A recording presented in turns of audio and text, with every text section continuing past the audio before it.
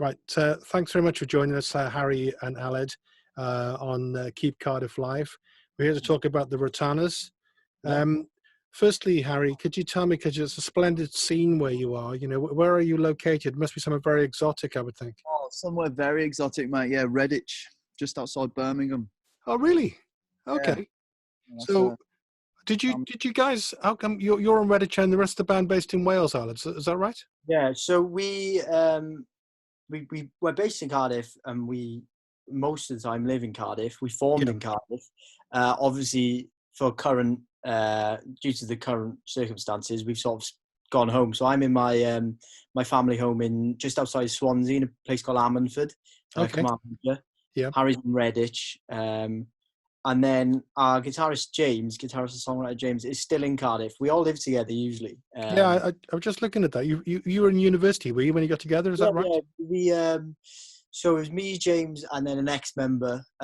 We were on the popular and commercial music course in the University of South Wales. Harry was also a student for a while, and then we got together. Yeah, whilst we were in uni, and since we've graduated since, and So still live this in was Cardiff. at the atrium, yes? Yeah, it was. And you lived in some squalid student dump somewhere together, wrecking the place, did you? Yeah, we still do. Okay, so that hasn't changed. No. we did the full rock and roll thing, trash the hotel room style. We just did with our own house. Yeah, we soon realised it wasn't fun living in. No, it's nice to get that in early, before you have the major success. Wreck the room in advance, it's a new touch. So the popular music course at the Atrium, South Wales. Who was running that course then? It would have been Damon Minchella. Okay. Yeah, so I graduated in June last year. Yeah, so yeah, we were the first year to do it. At that particular course. Yeah, maybe it was cool. It was good. So I mean, Harry, sort of getting together in a university band. You did that come about initially? I suppose you were all living together, so you knew each other that way. Was it as a result of the course, and that's what made the band happen, or was it just socializing? Really, I mean, originally, I knew James just from flat parties, pretty much in the student club. Because I didn't do the popular commercial music course. I was studying art at the time. But yeah, no, I knew James, a guitarist. Just through going to flat parties. That's how I met Aled as well. And because James, he was in a band before as well, so I used to go. Like after nights out and stuff, I'd go back to his room and he'd sit in his guitar, writing terrible songs with him, very drunk. And then he said to me, he goes, do you fancy starting a band? I said, yeah. He said, right, we need a bass player. That's not how it happened, mate. That's definitely not how it happened. It is. You just made that up in your head. It was my brainchild, mine and James's brainchild, and we thought, right, we need someone that looks good, and we can just say, do this. And he won't put his fingers in anything else. So we were like, Harry can sing. Surely Harry can sing. But, this is how it went down with me and James. Me and James no, man. That's wrong. Start a band. But yeah, it was socialising more than university. Being in the university just gave us a sort of a place to find like-minded people, I guess. Yeah. The formation was down to ourselves. Yeah, definitely. I mean, because I work at the university as well, so it's kind of interesting to think of bands, who were on a course together and ended up becoming successful is quite nice, but that's not quite the story here. But I like the idea here, Aled, we're talking about doing gigs in your place, sort of secret gigs, going off on your flat. Tell me a bit about that. I mean, it's again just sort of, you get. I think what it comes down to is people will come over, as you are when you're students, you have house parties and flat parties, whatever, or before going out, and everyone that's in the room is all concentrated, and everyone likes the same music. So instead of putting on, the music on speakers or whatever, if you can just play them songs yourselves, you're going to get a good reaction, and people are going to enjoy that. So you start doing that, playing covers and whatnot, and then every now and then you slip one or two of your own tunes in, and by the 10th or 15th house party, people are singing your songs more than they're singing, the covers. That's nice. Yeah, it's cool. We were at one house party. We weren't allowed to leave until we played, which was nice. Was this a full drum kit going off as well, or what?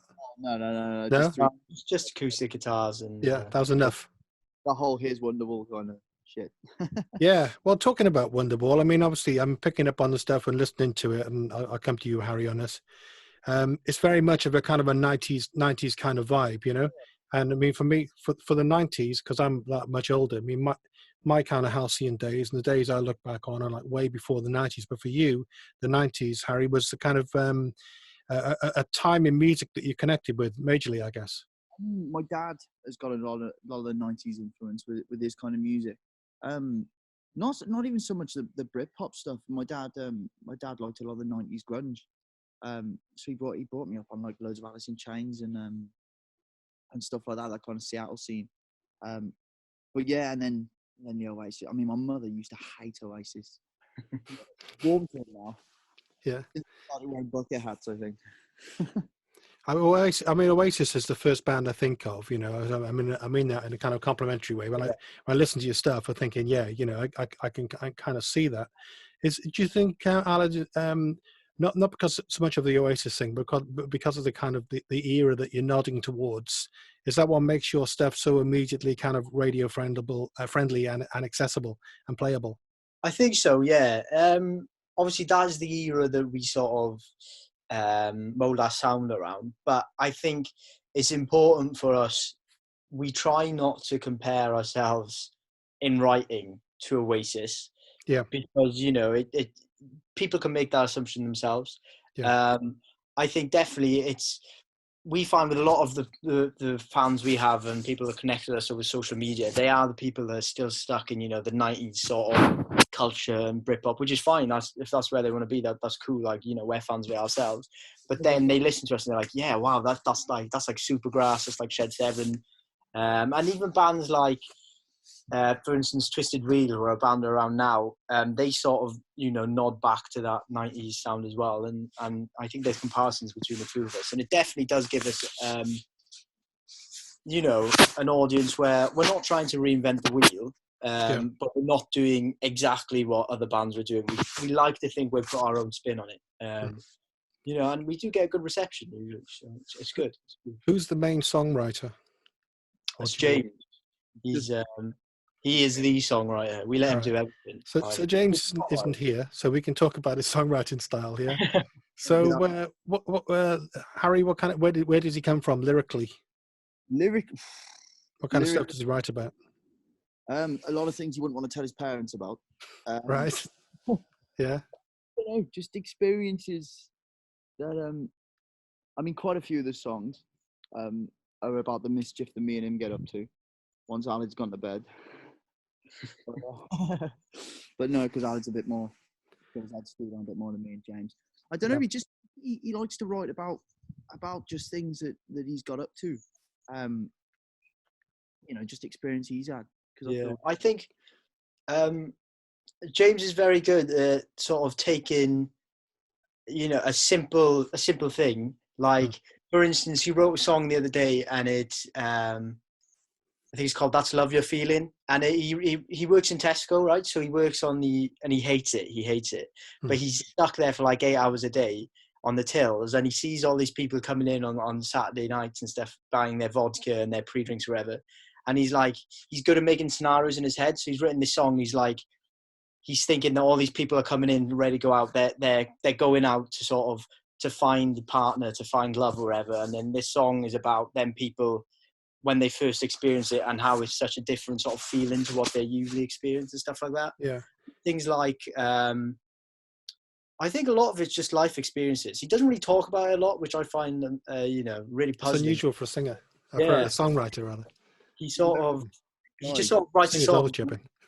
I think Harry interprets the lyrics how he wants to then sometimes, which is pretty cool. But yeah, it's just life experiences. I think he doesn't sort of make up, because he'll write about a specific situation, but the way he writes about it is like in kind of an odd way, quite vague. So it's interesting the fact that it allows him to, you know, he'll write a song about something very specific that's happened, but he won't write it so specifically. So then when you sing, it's a lot more relatable because you don't have to have gone through the situation. So I don't know, there's that kind of, I don't know, I feel like people can identify quite a bit with his songwriting. But you sing these lyrics, yes? Yeah, I do. Harry? Yeah. So you're singing James's lyrics. So does he ever have to sort of say, does he have to sort of give you the storyline and you have to interpret it? Is it the way it works? Not really. I mean, for a lot of the things he writes about, I've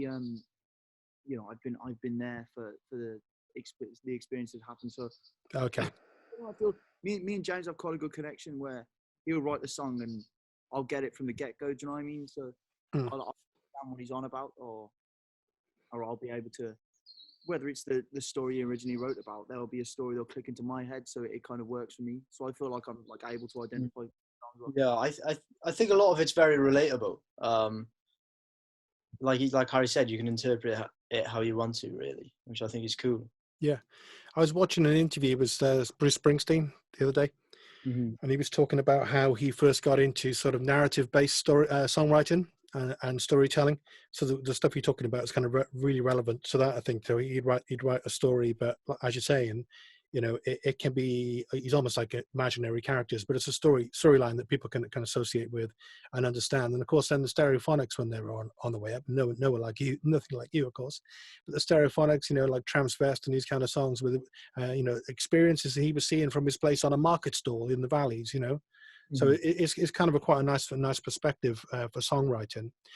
You've only been. Tell me a little bit about grit pop. I love that. Just put an extra letter in there. I don't know. There's probably more than that. It's a great line. I love that grit pop. Got coined by someone else. Yeah, we only found out the other day there was another band who sort of did it like It was 5 years or something like that.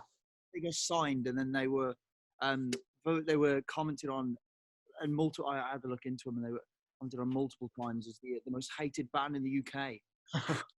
but not a bad thing. We sort of use it as sort of. I think especially someone described our sound once when we're playing live, because we've only got one guitar, one bass, and drums, a sort of wall of sound. So I think it's the sort of the Britpop influences, but we like to think we put our own sort of edge and tenacity into it to make it a bit sort of, it's not like twangy, jangly guitars, there's distortion and fuzz pedals on it, but we're still, just the heaviest. Sorry? The heaviest side of Britpop, I guess. Yeah, definitely. I mean, it's 2017. It says you've only been together like 2.5 years or something. You seem to have covered a hell of a lot of ground very quickly, and some great gigs and loads of radio play and great exposure. Yeah, we've been doing quite well. Just trying to build on it with each release and stuff. But yeah, I like to think we've been sort of inclining our growth, definitely. Sorry, Harry. Yeah, it feels it's weird because it feels like we've covered a lot of ground, but it also feels like you get, because it feels like it happens in bursts. You get a period of time where like loads of stuff's going on, and then I'll have a couple of weeks where it seems like, like nothing's happening. It's very easy to think that kind of the progression stop, but then suddenly out the blue we get a good gig through or something, and it's just like, whoa, back in the ball. So, I mean, it's kind of like, I think now is the sort of a new band. Do you know what I mean? Yeah. Well, I was gonna say, like, now's that like down to a T, where we last like month we were doing really, really well for ourselves. We had lots of momentum built, and then we just sort of got to stop like everyone else has now for the next couple of months. Yeah, it's like you were right on the crest, or you are right on the crest of it, and you're just kind of on that crest now. You're waiting for the wave to sort of move on, aren't you? Yeah. Sorry, I was just going to say, looking through your information here, you're getting airplay all over the place. Not far away from Harry, or maybe where Harry is, West Midlands. Are you in the West Midlands? I don't know, maybe not around that territory. Close enough. Yeah. And here in Wales, of course, with Radio Wales, lots of BBC stuff, and some great gigs doing sort of festivals and playing with some amazing people. I mean, how have you kind of, who's behind you? Who's kind of making this happen? Alid, man with the muscle.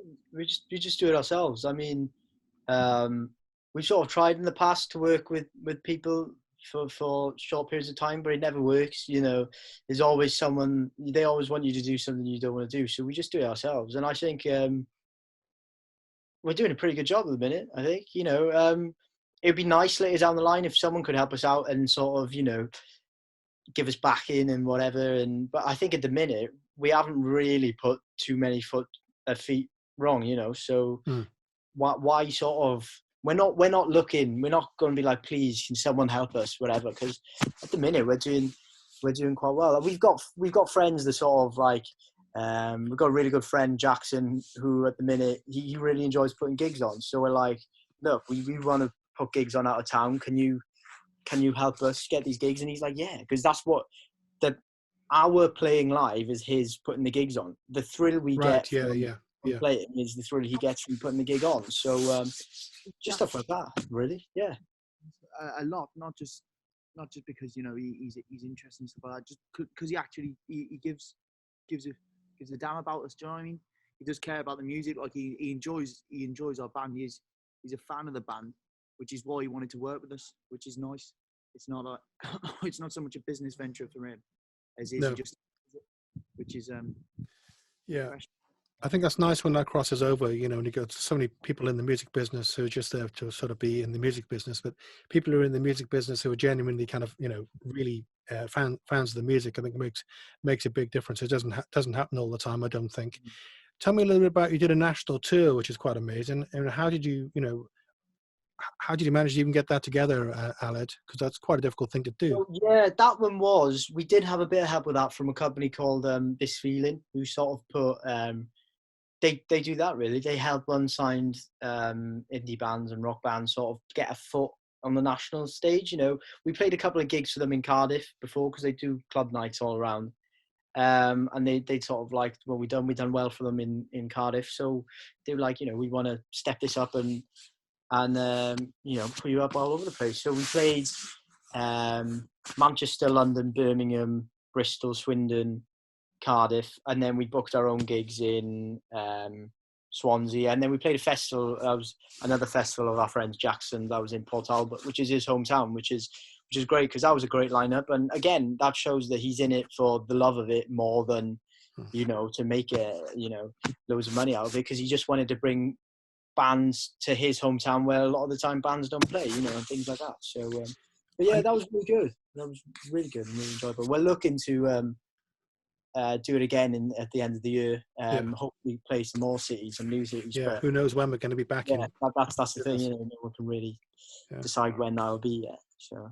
What's it like then, Harry, as a front man in the band, and you turn up, you know, on tour in some place where I'm guessing most people maybe aren't aware of what you do? Is that a difficult sort of connection to make? I don't know. I don't think it's. I don't know. I wouldn't describe it as difficult. As more fun. Do you know what I mean?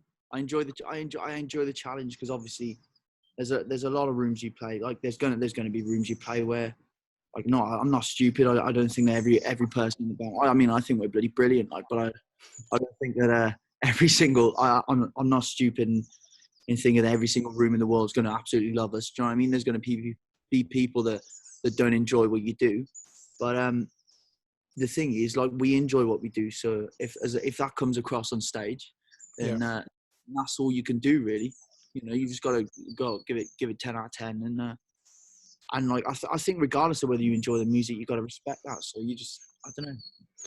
So, I mean, I understand, like, when you headline in sort of Club Evo or whatever, I guess that is kind of home turf, Aled. Does that mean you play at your Club Evo, you know you're going to pull, it's going to be a really successful gig?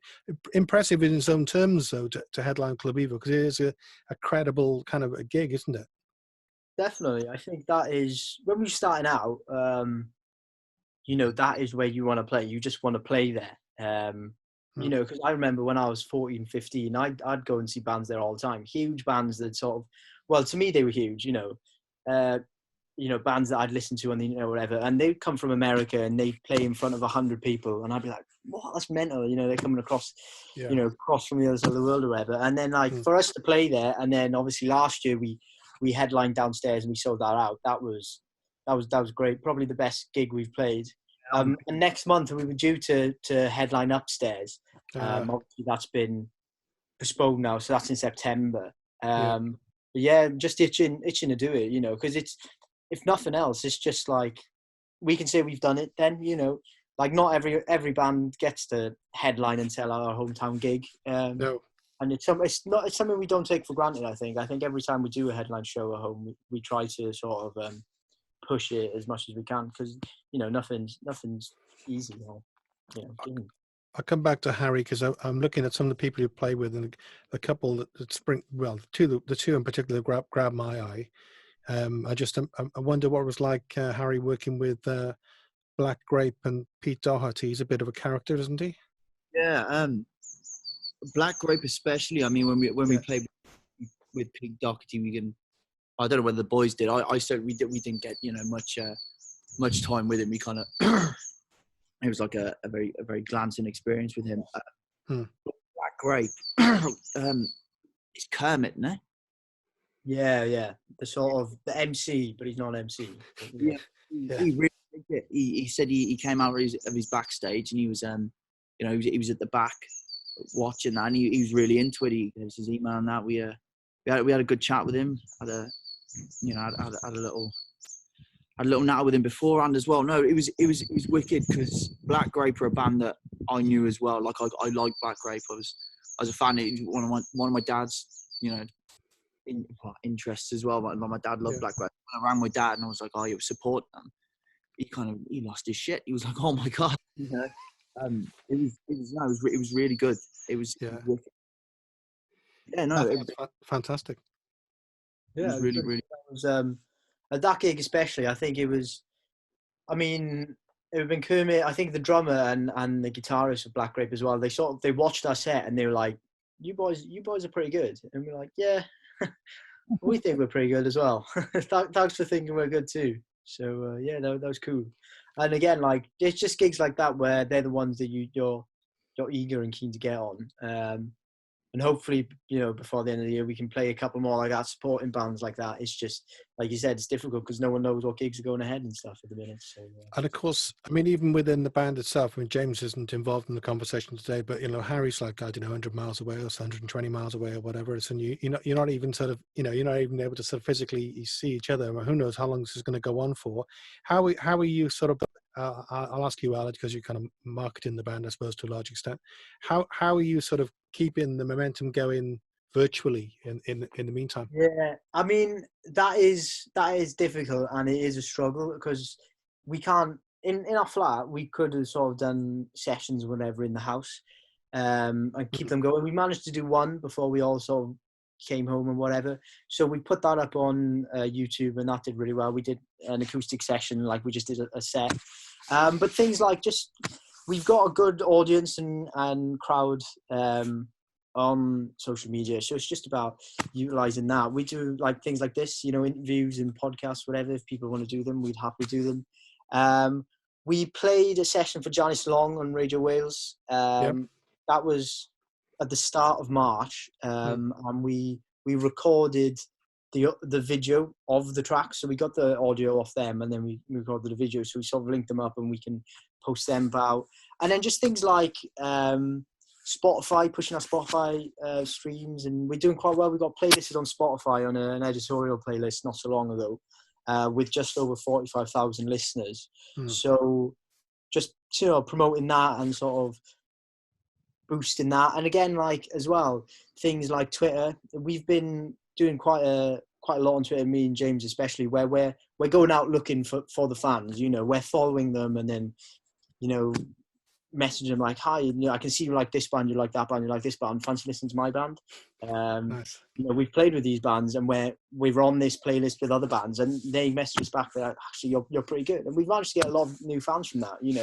And it's boosted our listeners and stuff. So there's things we can do. It's just difficult because obviously if we've got to do this for the next 3-4 months, you're really going to be clutching straws how you can do it. We don't want to play all of our cards at once because then we've got nothing else we can show. But at the minute we seem to be handling it and managing it well.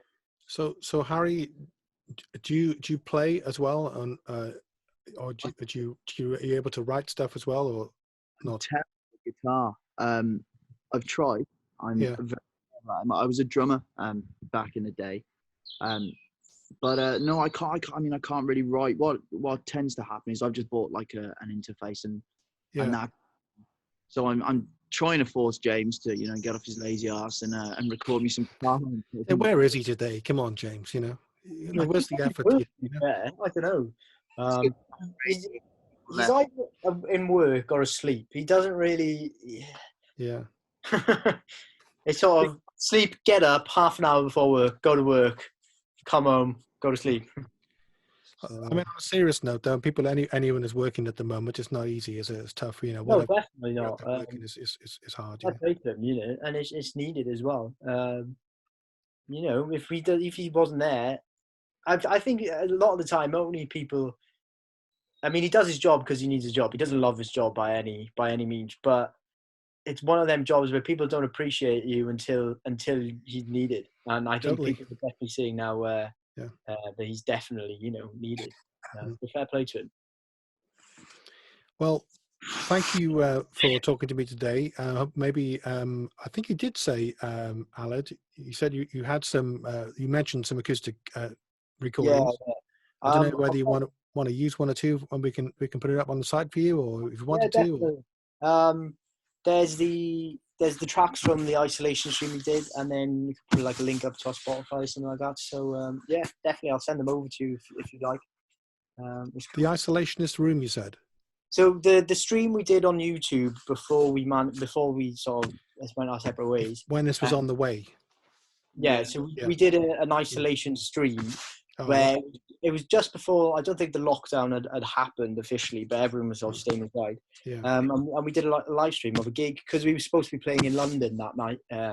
Obviously, you got cancelled. So we did like a live stream of the set we would have played. And acoustic guitars in our front room, and it went down really well. We had a really good reception to it. So I'll send some of the tracks over if you'd like. How long was the set? About 45 minutes, I think. Yeah. Really? Yeah. That's the full band, yeah? No, so that was me, Harry, and James. Our drummer Tommy, he's a new drummer actually. That's another thing. So he's our new drummer, and we've only managed to play 2 gigs with him because I think we had 4 booked for March, and we managed to play 1 of them. And then we had about 8 in April, and no, less now, maybe about 5 in April and May. And obviously we can't play any of them. So it was just the 3 of us because Tommy's from Swansea. But it went down well. So, I mean, the way I'm thinking of it is, how many cans of beer you got, lager you got there, Harry? Got plenty? Unfortunately, just the one, mate. I mean, I did have, because I'm having to send my brother on the. Get your brother down the shop. He'll go down the shop for you. Yeah. I just saying that on a serious note, really. When all this stuff is over, I only hope, and I don't know, I just to maybe get a comment from both of you on this, but I mean, I hope that people will be so looking forward to live music and getting to gigs and getting involved again. It'll actually be when we get back on. Yeah.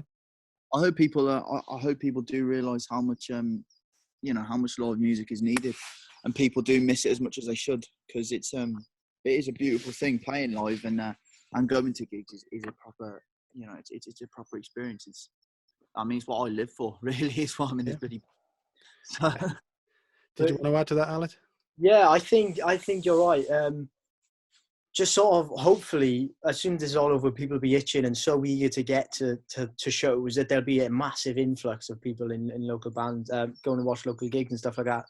I think the only problems is that where we've rescheduled some of our shows, and obviously you don't know when to reschedule them to, because put them in July and people are like, that's way too early. But August, people are like, might still be recovering, stuff like that. So we've sort of gone for September and October, but obviously we've done that to be safe. But then obviously if things are back to normal by July, which I don't know if they will be, you're sort of thinking you're missing opportunities and stuff like that. So it must be especially hard for the venues because they don't know when they can start trading again and whatnot. But I think it's important as well for the people that would be going to watch shows and they're missing the live music to, a lot of the venues are putting live streams up and stuff like that. And they definitely rely on the footfall of live music. So definitely if they can support them anyway through just givings and GoFundMes, whatever, because, there is a threat of when this is all over that some of the venues that we've played in and enjoyed may not be there anymore. may not be there, so I think they definitely support him. Mm. But that's Well, another thing that people in the wider circle don't really, people that will only go to a gig once every take it for 4 granted, months, I suppose. they take it for granted, won't they? So, Yeah. yeah. Well, I hope you can get your marketing campaign planned in advance. Anyway, that'll be one thing you can do, isn't it? Yeah. Me too, yeah. And enjoy the good weather. Stay safe, stay well, and thanks very much, guys. Cheers. Cool. Thank you. Thanks a lot. Cheers, man.